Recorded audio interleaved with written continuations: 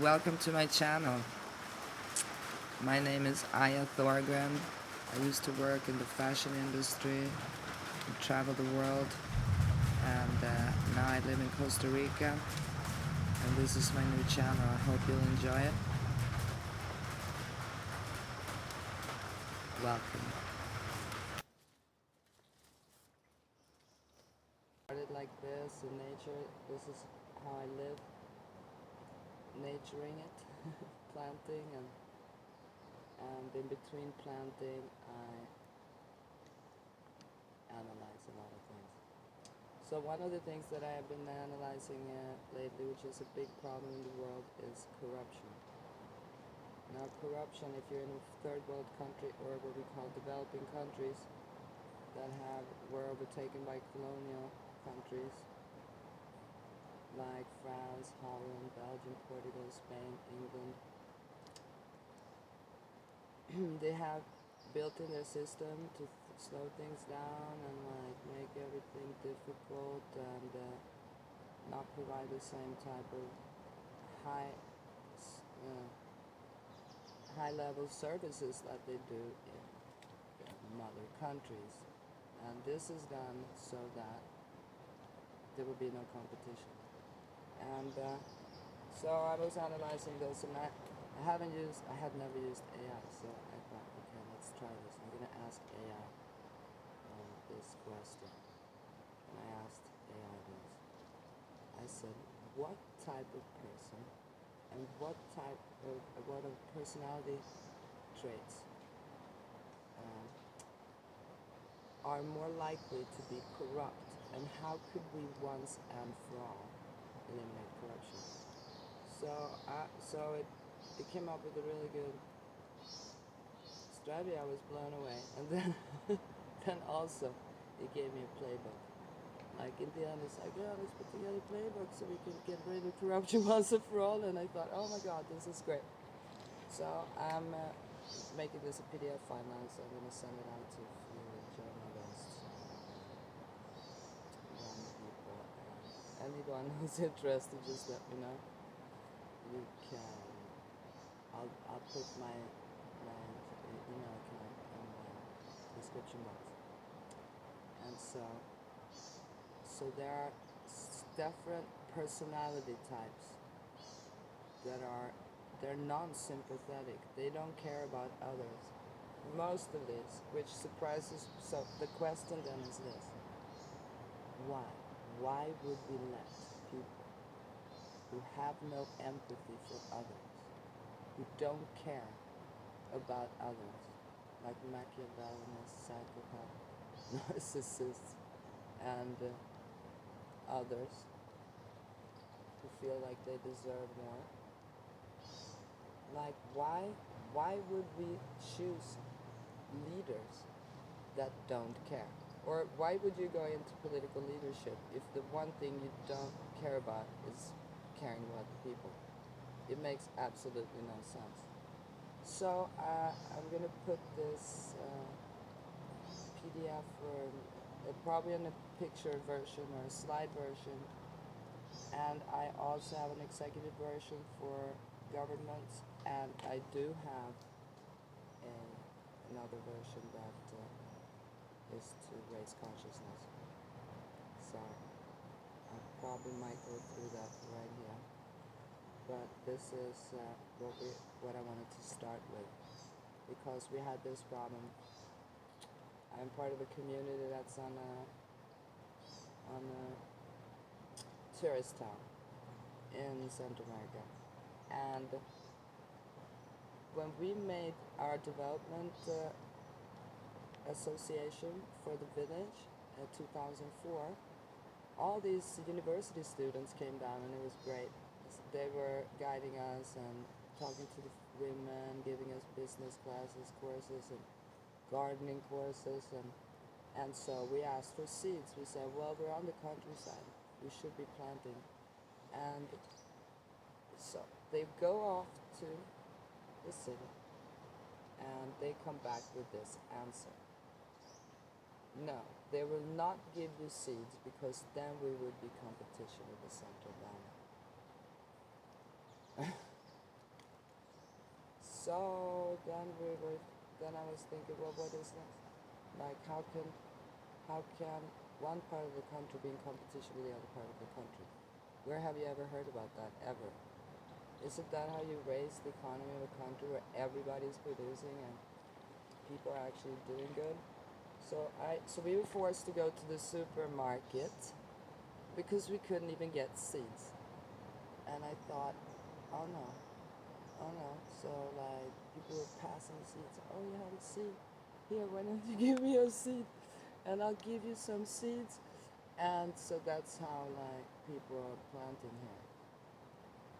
And I thought we have to think about that because that type of control over our foods is something that we actually suffered from. And so make sure that in your community where you are, that those things don't happen. And preserve your waters because the water is worth a lot. And you know how it is when something is worth a lot. People who have low integrity and low morals and low values, they'll negotiate anything. And so protect your waters for your villages. We did that here. The water that is on top of the mountain belongs to the village. It doesn't belong to the people or the person who owns the property, which happens to be me. And also, so it belongs to the village, and the water is accessible. It's very cheap and abundant. And this is one of the first things. If you ever move anywhere, make sure you have water. Without water, what are you gonna do? Like you couldn't plant, you couldn't live, you can't do anything without water.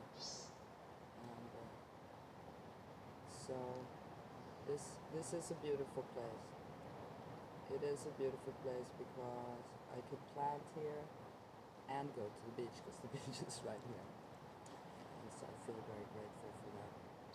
But when we're talking about corruption and how disorganized the political scenes are in these areas, there has been some good leaders lately, and even on the local level, on intendant level, and mayor, even the president the last time here. But now they're changing again.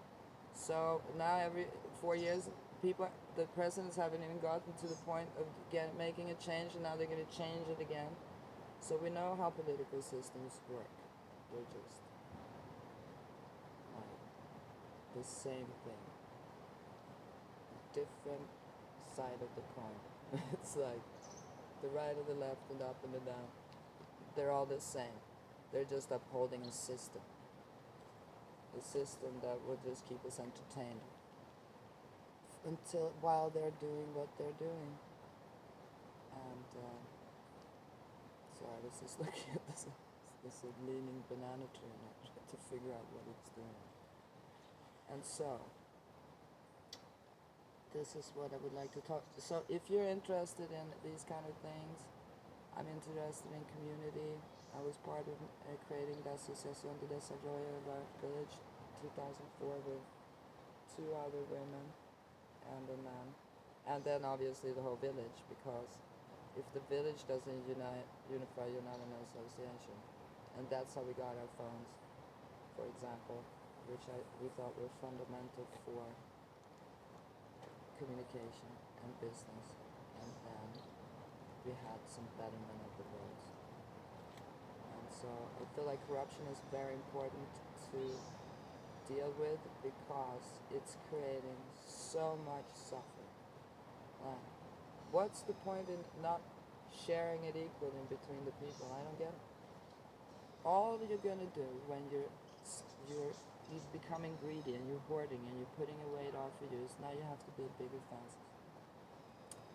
You have to have security because all the people are going to jump at you the moment you walk out the door.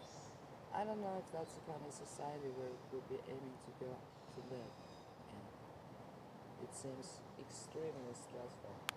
And on top of it, all this creates mental disease, and which we don't need anymore of. We need peace.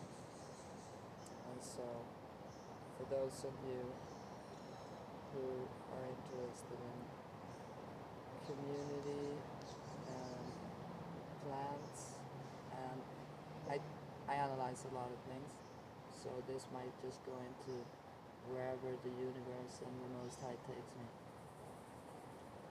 Thank you, I appreciate you, and thank you for watching. If you like it, like and subscribe, and if you would like the slideshow Anti-Corrupted Playbook that I have created with AI, then just throw me an email. Take care, everybody, and have a nice night. So right here after this comes the Anti-Corruption Playbook that you can use as much as you want in whichever circumstances, in school, around leaders, in courses. Enjoy. We're starting off with what type of person is more prone to corruption. Why does corruption flourish? How could we eliminate corruption? And cultural and social shifts, technology leverage. The psychology of corruption. Why environments enable corruption. Systemic solutions to minimize corruption. Can we eliminate corruption once and for all? And here's some examples of other countries and how they managed to eliminate, or not eliminate, but minimize corruption. And so you can go through that.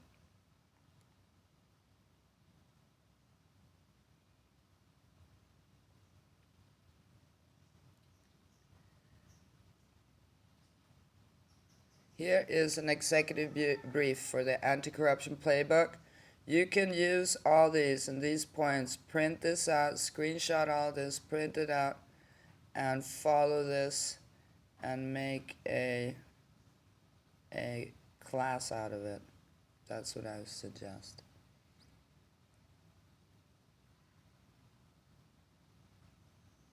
Here are the pitfalls and fixes and the bottom line. And here's a shorter, just one pic of the executive brief. Here is all the different phases that you must go through to eradicate corruption.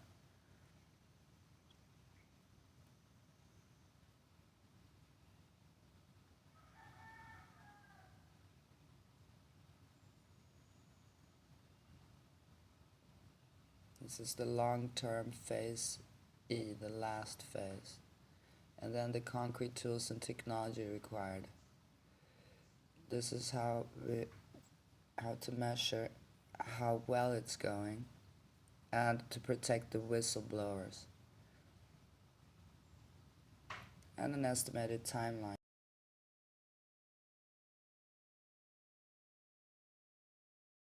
So for those of you who are interested in music, this album I made for you.